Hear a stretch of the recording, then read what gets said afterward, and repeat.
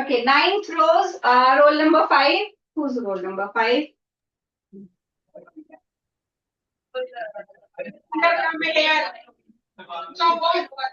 Assignment ले आओ साथ में.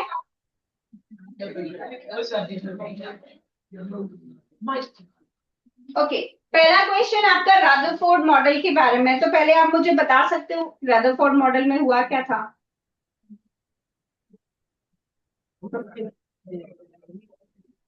पता है, रदरफोर्ड एक साइंटिस्ट थे, उन्होंने कुछ एक्सपेरिमेंट किया था. बताओ.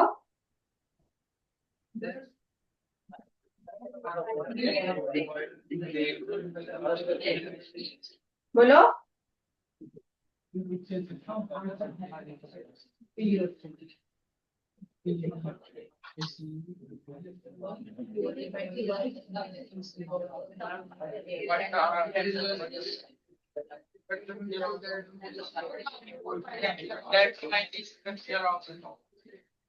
रिपीट करोगे? नहीं सुनाई दिया मुझे.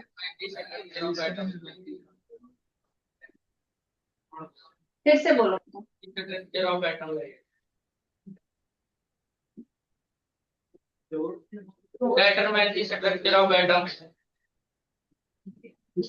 अच्छा, बैठो. रोल नंबर 7 कौन है?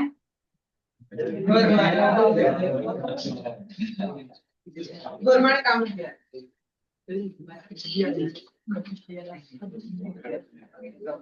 अच्छा बेटा, what do you know about Rutherford scattering experiment? Rutherford used the gold foil. क्या किया फिर गोल्ड फॉइल का? Use alpha particles. Alpha particles का क्या किया गोल्ड फॉइल के साथ? Scattering of alpha particles.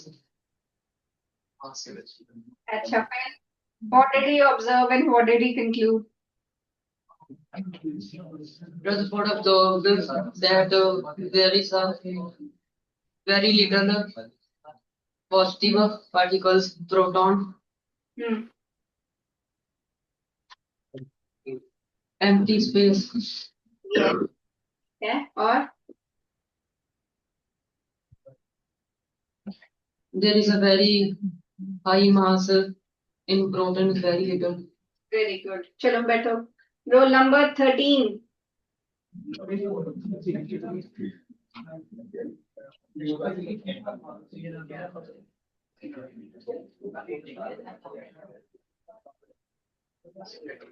आपको आता है रदरफोर्ड मॉडल? बताओ क्या पता है?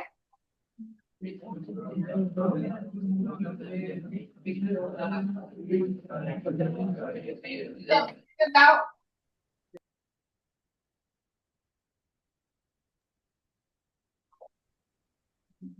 नहीं. अच्छा, थॉमसन मॉडल आता है?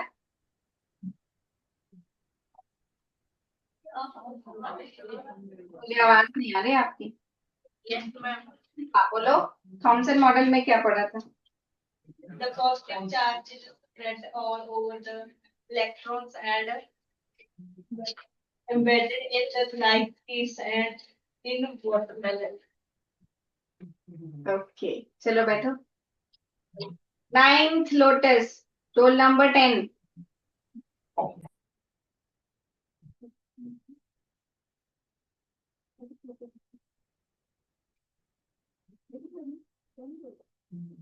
Yes, beta. Can you tell me what did you study under Rutherford scattering experiment?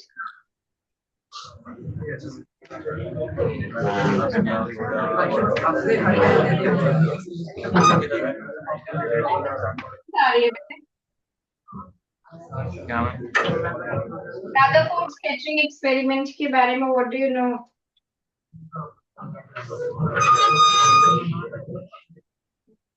Tell me.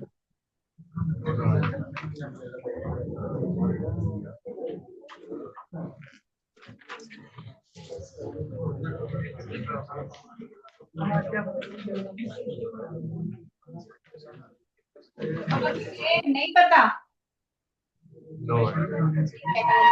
ध्यान से सुनना. Who knows what is Rutherford scattering experiment? Raise your hand.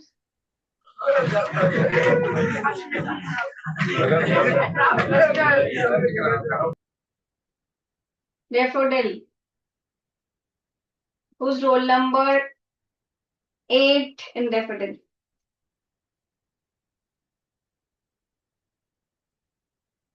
Huh? Good morning, ma'am. Good morning. What do you know about Rutherford scattering experiment? Nothing? पढ़ा नहीं है अभी class में?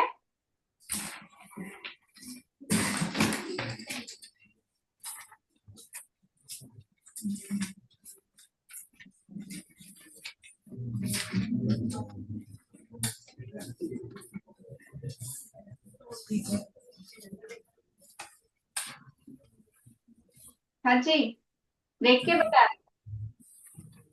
मैंने देख के भी नहीं बताया.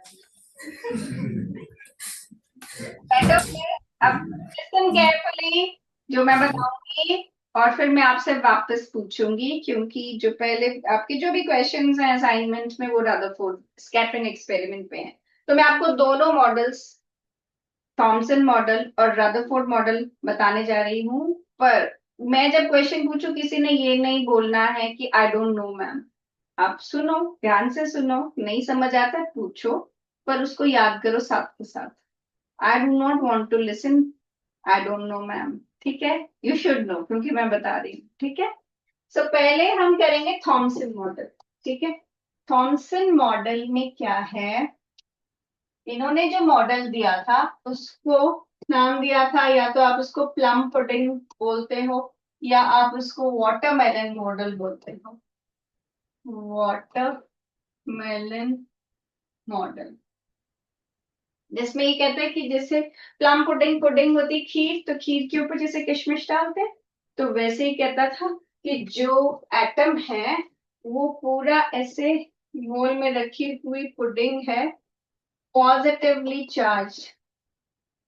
जो पॉजिटिव चार्ज है वो ऐसे पूरा इवनली स्प्रेड है पूरे एटम में, खीर की तरह. और जो नेगेटिव चार्ज है वो एम्बेडेड है, जैसे कि खीर के ऊपर किशमिश या ड्राई फ्रूट्स हम डालते हैं. ठीक है, तो वो होगी प्लम पुडिंग मॉडल. और वाटरमेलन मॉडल में कहते हैं जैसे आप वाटरमेलन खाते हो तो आप उसको कट करते हो, तो पूरा ऐसे रेड पोर्शन जो होता है, वो रेड पोर्शन वाटरमेलन का पॉजिटिव चार्ज है, और जो ब्लैक कलर के सीड्स उसके होते हैं एम्बेडेड उसमें, वो उसका नेगेटिव चार्ज है. सेम ही चीज होगी, वाटरमेलन मॉडल बोल लो या प्लम पुडिंग मॉडल बोल लो. ठीक है, इसमें ये रेड पार्ट हो गया पॉजिटिव चार्ज, और जो इसके सीड्स हैं वो नेगेटिवली चार्ज इलेक्ट्रॉन्स हो गए. ठीक है, और यहाँ पर पुडिंग हो, सॉरी, पुडिंग हो गई पॉजिटिव चार्ज, और जो इलेक्ट्रॉन्स हैं वो इसके प्लम्स हो गए, तो वो प्लम पुडिंग मॉडल बन गया. अब इसमें क्या था कि जितना पॉजिटिव चार्ज था उतना ही नेगेटिव चार्ज बोला गया, जिसके अकॉर्डिंग एटम जो है वो न्यूट्रल था और स्टेबल था. और उस वक्त और कोई मॉडल अभी एटम का नहीं आया था, तो ये बहुत फेमस हुआ, इनको नोबेल प्राइज भी मिला. ठीक है, अपने इस मॉडल के लिए, और किसी ने ऑब्जेक्ट नहीं किया. ठीक है, तो ये है प्लम पुडिंग मॉडल, जितना पॉजिटिव उतना negative, positively evenly, positive charge evenly spread and negative charge embedded on it. Thompson model. ठीक है, फिर आता है आपके पास रदरफोर्ड एक्सपेरिमेंट. तो क्या जब तक थॉमसन जिंदा थे तब तक तो कोई ऑब्जेक्शन नहीं हुई, लेकिन जो थॉमसन का मॉडल है एक्चुअली गलत है. ठीक है, क्योंकि पॉजिटिव चार्ज जो है वो ऐसे स्प्रेड आउट नहीं, पॉजिटिव चार्ज एक छोटी सी जगह पे कंसंट्रेटेड है, जिसको हम न्यूक्लियस बोलते हैं, और न्यूक्लियस की सबसे बड़ी डिस्कवरी की थी रदरफोर्ड ने. तो अभी तक रदरफोर्ड के बाद भी इसको थोड़ा सा अपग्रेड, अपडेट और जस्टिफाइड मॉडल्स जो हैं वो दो मॉडल और आ चुके हैं। एक तो बोहर मॉडल आप पढ़ते हो, एक हायर क्लासेस में प्लैंक्स क्वांटम मैकेनिकल मॉडल पढ़ोगे, लेकिन न्यूक्लियस सेंटर में ही है। हम सिर्फ इलेक्ट्रॉन्स की मूवमेंट की जस्टिफिकेशंस देते रहते हैं हायर मॉडल्स में। तो थॉमसन मॉडल गलत था। तो रादरफोर्ड ने गोल्ड की फॉइल ली, उसमें गोल्ड एटम पे फोकस किया कि गोल्ड एटम में से मैं अल्फा पार्टिकल्स स्ट्राइक कराता हूँ। अल्फा पार्टिकल्स क्या होते हैं? देखो, कुछ मटेरियल्स होते हैं जो होते हैं रेडियो एक्टिव इन नेचर। तो रेडियो एक्टिव नेचर वाले मटेरियल्स तीन तरह के पार्टिकल्स को एमिट करते हैं, अल्फा, बीटा, गामा। जिसमें अल्फा पार्टिकल है पॉजिटिवली चार्ज, बीटा है नेगेटिवली चार्ज, और गामा पे कोई चार्ज नहीं है। तो उन्होंने एक रेडियो एक्टिव मटेरियल लेके उसमें से अल्फा रेज को चूज किया। जो रेज ली हैं इन्होंने He2 positive, helium 2 positive ion, और ये है अल्फा रेज। ठीक है, इन अल्फा रेज को स्ट्राइक किया उन्होंने गोल्ड फॉइल पे। ठीक है, गोल्ड फॉइल इसलिए लिया क्योंकि गोल्ड एक हाईली मेलेबल एटम है। तो उसका क्या होगा कि जैसे ये रेज ऐसे एटम पे अगर आप पास करा दो जो बहुत हार्ड है, तो वो सारी की सारी रेज को वापस भेज देता। अगर बहुत पतले से एटम शीट से कराओ तो सारी की सारी रेज उससे पास कर जाती, एकदम क्रॉस कर जाती। तो ऐसे एटम को चूज करना जरूरी था जो कि ठीक ठाक हो, ना पूरी बहुत ही पतला हो, ना बहुत ही मोटा हो, ना बहुत ही हार्ड हो, ना बहुत ही सॉफ्ट हो, ना सारी रेज को ब्लॉक करे, ना सारी रेज को अलाउ करे। ठीक है, तो गोल्ड की करेक्टरिस्टिक प्रॉपर्टीज इसके लिए सूट करती थी। तो उन्होंने थिन फॉइल ऑफ गोल्ड, जो कि हाईली मेलिएबल एटम है, उसकी थिन फॉइल भी कितनी थी? 1000 एटम्स थिक। ठीक है, तो 1000 एटम्स एक उसमें आ सके। ठीक है, वो एक थिन फॉइल की हुई, उनके एटम बहुत छोटे छोटे होते हैं। अब जब इसमें से अल्फा रेज को उन्होंने पास कराया, तो क्या ऑब्जर्व किया कि जो भी रेज आप इसमें से पास करा रहे थे उसमें से मैक्सिमम तो सीधी जा रही थी। Most of them they pass straight away. ठीक है, कुछ रेज जो है कुछ एंगल से डिफ्लेक्ट कर रही थी। ठीक है, और बहुत कम रेज, 1 आउट ऑफ 10,000 और 12,000 और 20,000 वो स्ट्राइक बैक कर रही थी, मतलब अपने रास्ते, उसी रास्ते वापस। ठीक है, जिस रास्ते गई थी उसी रास्ते वापस आ रही थी। तो ये उनकी 3 ऑब्जर्वेशंस थी। क्या क्या ऑब्जर्वेशंस थी उनकी? कि most of them they passed, some of them deflected,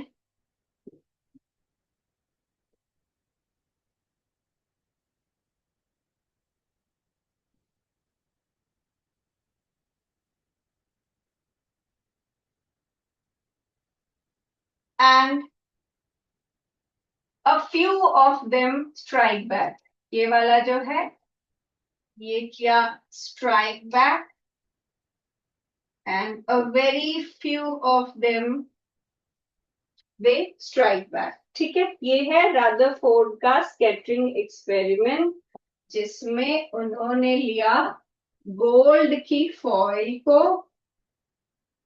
ठीक है, और उसमें बम्बार्ड करवाए अल्फा रेज या अल्फा पार्टिकल्स। ठीक है, इस पे बम्बार्ड करवाए, और फिर ये जो गोल्ड फॉइल से जो रेज बिखरी, इसको बोलते हैं scattering.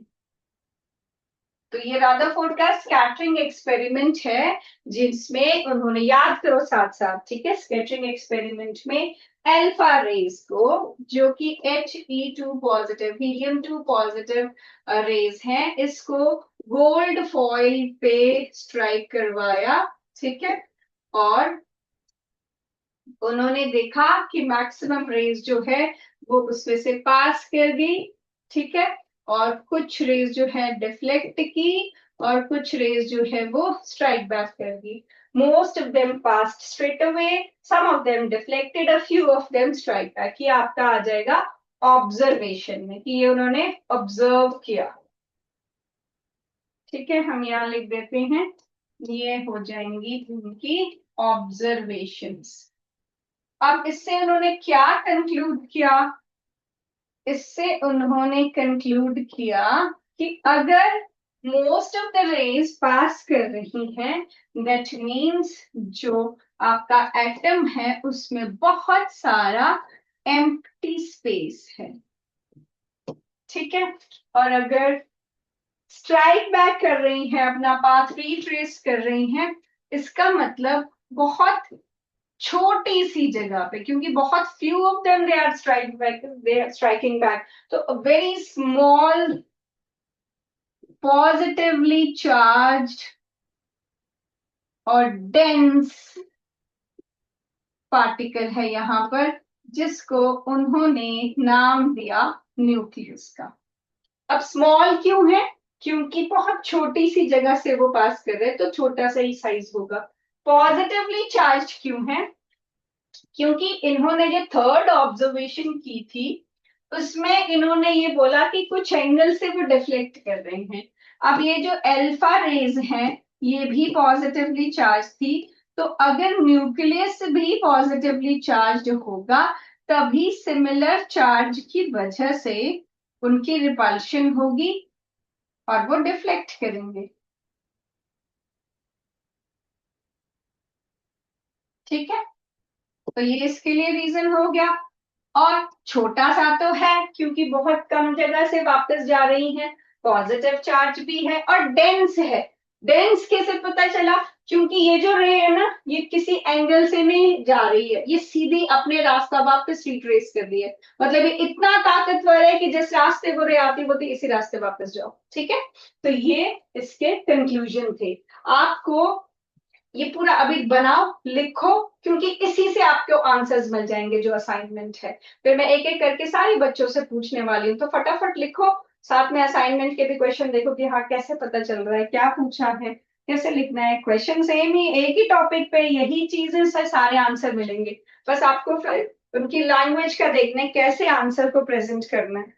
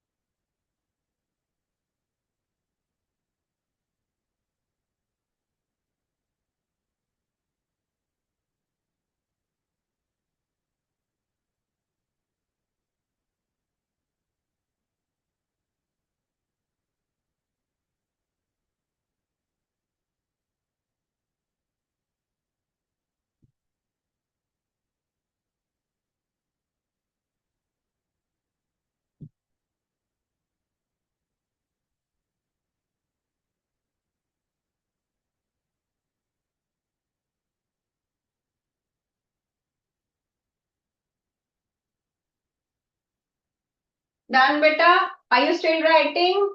Raise your hands who are still writing. Write it.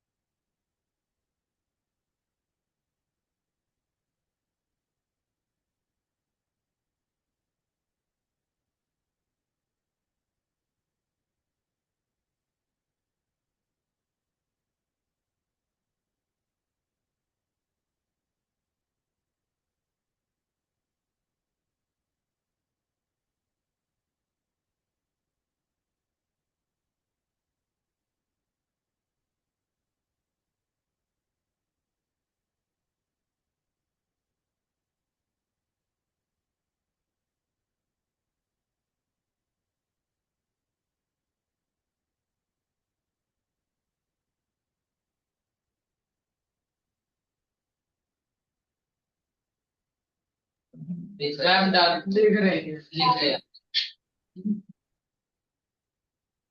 ठीक है लिख लो फटाफट।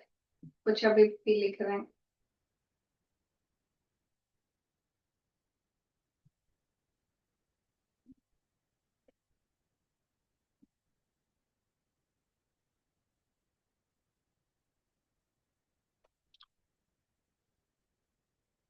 जिन्होंने लिख किया वो अपना असाइनमेंट निकालो।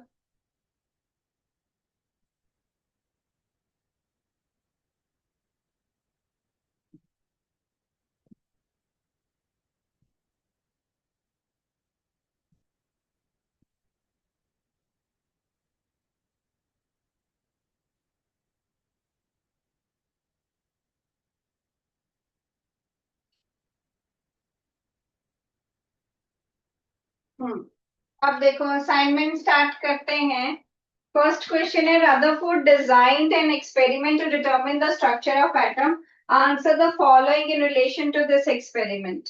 सो फर्स्ट क्वेश्चन है आपका name the element he selected for the purpose and why. So यहाँ पर आप देख सकते हो कौन सा एलिमेंट उन्होंने सिलेक्ट किया। He selected gold foil and why did he selected क्योंकि yes, it can be converted into thin sheet. कितना thin? Around 1000 thick atoms के बराबर इतना thin। ठीक है ये बहुत thin हुआ 1000 एलिमेंट ही सिर्फ अगर एक शीट में है तो। ठीक है चलो नेक्स्ट क्वेश्चन इज। तो यहाँ पर हम लिख लेते हैं कि ये गोल्ड फॉइल उन्होंने सिलेक्ट किया। गोल्ड को सिलेक्ट किया क्योंकि ये मेलिएबल था और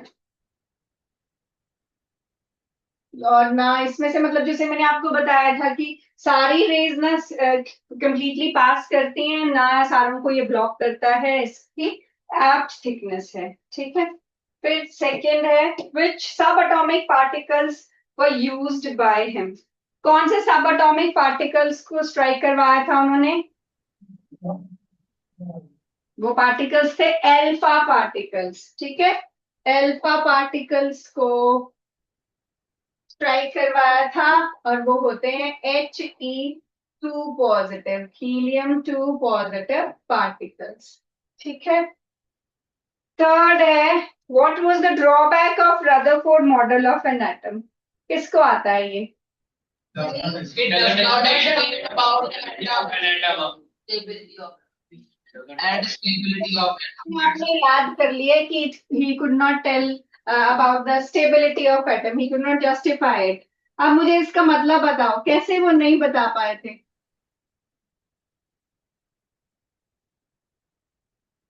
बताओ who knows the answer now। कैसे क्या मतलब हुआ इसका कि कैसे एटम उनके अकॉर्डिंग वो नहीं जस्टिफाई कर पाए थे कि स्टेबल कैसे है। न्यूक्लियस के साथ बस्ट हो जाएंगे। फिर से बोलो बेटा। इलेक्ट्रॉन्स घूमते घूमते न्यूक्लियस के साथ बस्ट हो जाएंगे। ठीक है बैठो, अब let me explain so that others also know it. ठीक है, सो ये कहता था कि जैसे देखो रदरफोर्ड ने कहा सेंटर में न्यूक्लियस है, उन्होंने कहा साइड में इलेक्ट्रॉन्स घूम रहे हैं। ठीक है, बट वो ये नहीं बता पाए थे कि किस वे में घूम रहे हैं, कैसे घूम रहे हैं, बस उनको ये पता कि घूम रहे हैं।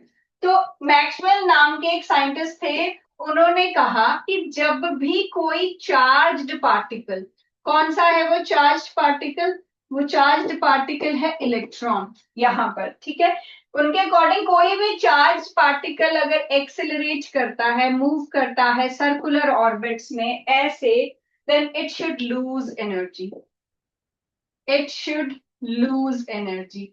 और अगर यही चीज ये इलेक्ट्रॉन करता है और अपनी एनर्जी लूज करता है, तो धीरे धीरे क्या होगा, ये इलेक्ट्रॉन जो है it should collapse into the nucleus, nucleus में जाके गिर के वो खत्म हो जाएगा। लेकिन अगर ऐसा हुआ तो एटम खत्म हो जाएगा, एटम खत्म होगा तो मैटर खत्म हो जाएगा, मैटर खत्म हुआ तो पूरा यूनिवर्स ही खत्म हो जाएगा। वैसा तो नहीं हुआ ना, तो ये वो नहीं बता पाए थे कि कैसे एटम स्टेबल होता है। तो ये किसने बताया फिर, अगर रदरफोर्ड नहीं बता पाए थे तो किया बोहर ने, क्या बोला बोहर ने, कैसे जस्टिफाई किया, बोलो बोहर ने ऐसा क्या बताया।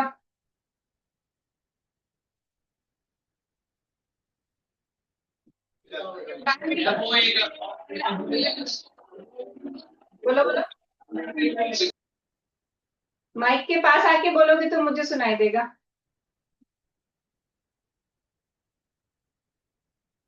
कम forward, come to mic and tell. Ma'am ने इंट्रोड्यूस किए LM एंड शेल। ओके, उससे क्या पता चला।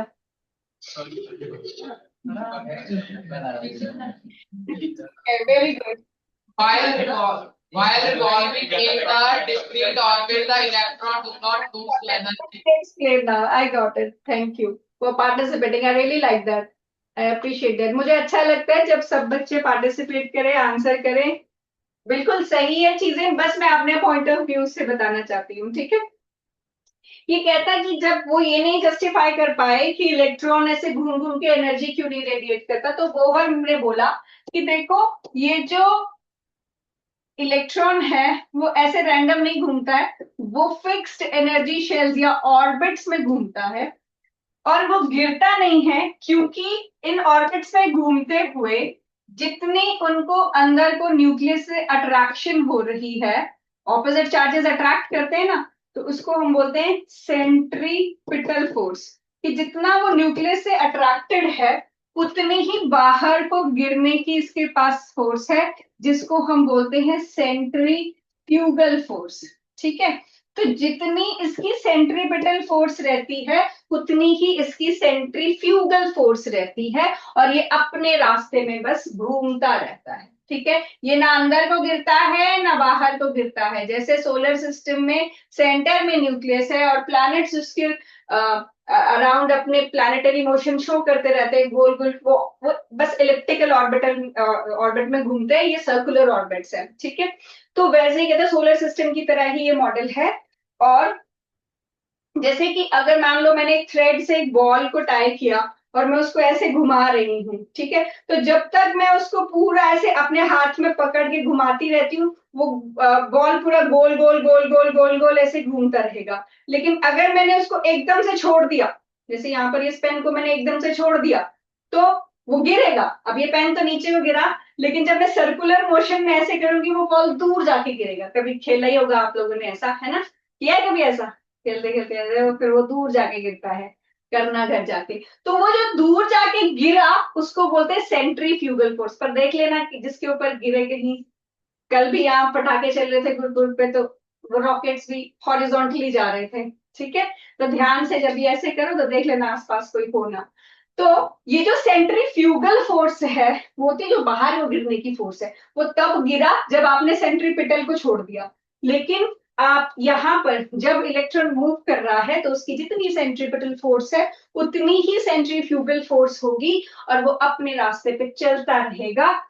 इससे वो जस्टिफाई हुआ कि वो गिरेगा नहीं और एटम जो है वो स्टेबल है। ठीक है, अभी जो ये मॉडल है ना बोहर मॉडल, ये भी लास्ट मॉडल नहीं है, इसके बाद भी एक मॉडल आता है प्लैंक्स क्वांटम मैकेनिकल मॉडल। अब उसमें बस सेंटर में फिर भी न्यूक्लियस रहेगा, उसके बाद जो इलेक्ट्रॉन्स की मूवमेंट है उसमें थोड़े से फीचर्स और ऐड किए। अच्छा, इलेक्ट्रॉन ऐसे भी मूव करता है, वैसे भी मूव करता है, इसको हम पार्टिकल नेचर और वेव नेचर बोलते हैं। ठीक है, तो इसमें जो आपने अभी तक पढ़े हैं ना, पहले आपने डाल्टन एटॉमिक थ्योरी पढ़ी थी, वो बोलता था एटम तो सबसे छोटा पार्टिकल है, ना डिवाइड हो सकता है ना क्लासिफाई हो सकता है, और वो लॉज को फॉलो करता है, जो लॉज आपने पढ़े थे, law of constant proportion, law of conservation, ये डाल्टन का कहना था। वो फेमस इसलिए हुए क्योंकि उन्होंने थियोरेटिकली कुछ लिख के दे दिया। ठीक है, अदरवाइज उससे पहले पता तो बहुतों को था पर किसी ने लिखा नहीं था। फिर इनके बाद थॉमसन ने बोला मैं मॉडल बनाता हूँ। उनके अकॉर्डिंग पॉजिटिव चार्ज ऐसे था और नेगेटिव चार्ज ऐसे एम्बेडेड था। ठीक है, ये आ गया थॉमसन का मॉडल। लेकिन ये तब तक चला जब तक रदरफोर्ड ने अपना स्कैटरिंग एक्सपेरिमेंट किया नहीं था, और उससे उनको पता चला पॉजिटिव चार्ज ऐसे नहीं फैला होता, सेंटर में न्यूक्लियस के फॉर्म में वहां सारा पॉजिटिव चार्ज कंसंट्रेटेड होता है।